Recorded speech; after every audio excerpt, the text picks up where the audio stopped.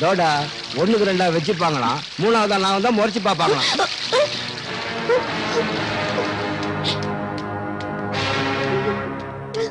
எல்லாம் நான் பாத்துட்டு தான் இருந்தேன்.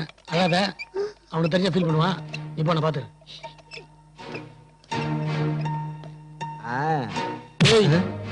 நீ நினைக்கிற மாதிரி இல்ல அந்த பொண்ணு. அது என் தங்கச்சி மாதிரி. இன்னொரு வாட்டி அதுகிட்ட வாலாட்டின கையை உடைச்சிருவேன். சாரி பிரதர், இனிமே அப்படி நடக்காது பிரதர்.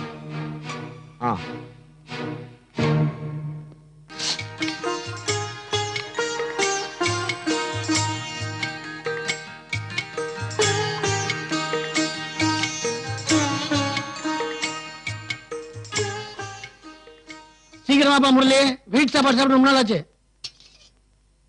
டேங்கப்பா, சாம்பார் வாசத்தை பார்த்தா வயிறு குபுகுபுன்னு பசிக்குது. ஐயோ, தண்ணிக்கு மறந்துட்டு இருங்க கொடுக்குறேன். என்னங்கண்ணே, என் சமையல் எப்படி இருக்குன்னு?